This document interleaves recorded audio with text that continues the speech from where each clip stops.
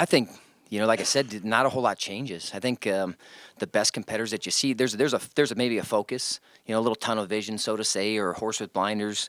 I think your focus probably gets sharper, and we've talked about sharpening that blade. You're sharp, but as far as like pressure on you, none. Go out and compete, man. I don't think there's probably nothing in their life that they've put more time into. So you should be prepared and ready, right? Like I think the guys that squeeze the tightest, and I've watched it, and I've been coaching long enough, I've been a competitor long enough. The guys that squeeze real tight and try to control everything, those are the ones that usually struggle, and then it slips right through their hands instead of, hey man, I'm not really going to change much. I'm going to stay on routine. We talk about routine probably from the first day of practice. Stick on your routine, stick on your warm up. You don't really need to change much. If anything, just go out and be ready to compete hard for 420 seconds, and whatever happens, you're not defined by your results. You're not defined by your wins and losses. This tournament isn't the end all be all of their life. I got to go over to the dance marathon a little bit, and you get around that kind of stuff, and it's like, man, I'm really getting worked up over some wrestling matches. I mean, I'm really like, I almost got to slap myself sometimes. Like, really, I'm getting that worked up over some wrestling matches. In the perspective of the world and things that are going on out there, man. A wrestling match, a loss isn't the end of the world.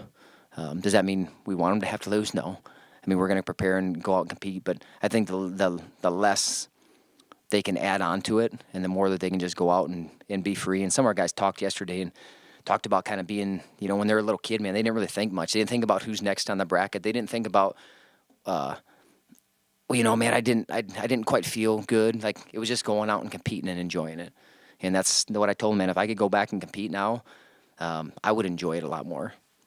It wouldn't be just, hey, what's the next thing? What's the next thing? And I wouldn't say that I'm going to sit and celebrate something for months and months, but there would probably been some times where I'm like, yeah, man, that was pretty awesome. That was pretty fun. I can take a deep breath and take it all in, and then, then I'll get to the next thing. But just really going out and enjoying and fighting for each other. And that's kind of finding that bigger purpose whenever they're in those situations, whenever they're in scenario, because every single guy has the opportunity still to go to the national tournament, and every guy still has a chance to win the Big 12 tournament, and we have a chance to win the Big 12 tournament as a team. And if you want to, really, I guess, make a mark on the program, I think they're making a mark on how they're living, how they're going about things, how they're treating people, how they're living, but they also want to make a mark on how they compete and the awards that they bring home. So they got that opportunity this week. They released the total qualifiers for all the conferences for each weight class, and there's different numbers. There's 27 qualifiers at 174, 29 at 11. Are there going to be some wild cards then? Or fill out the they build that in.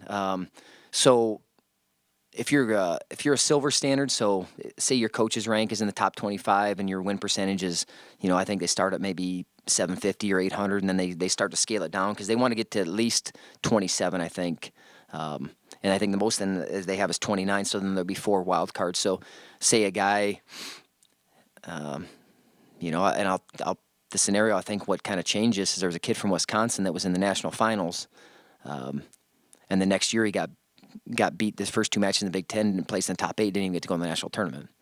And obviously he still had a great year, he just had a bad tournament. So that's what they're really trying to guard against, that the best 33 guys will get their opportunity to be at the national tournament. So if you have a great season and you're ranked 3rd in the country and you have a bad tournament and you don't place, you still get a chance to go. So I think they've done a good job of making that adjustment that, the best guys won't be left home. And some of our guys that have had a great season, if something happens at nationals, or at conference, they're still going to go. So, and then I think I was pretty close. I went through it. I thought maybe there was a couple weight classes where we'd have one more, but I said 5 at 25, 5 at 33, 6 at 41, 7 at 49, and I think 49 and 97, 7 at those weight classes. That's the most of any in the country. In those weight classes, so there's a lot of depth there. 1 at 57, 6, 5, 5, 7, and 5. It's good for our conference. It's good that everyone's looking at that bracket. And when maybe something happens, I still get a chance to get myself to the national tournament. So I think they feel like they've done a really good job with how they've adjusted that.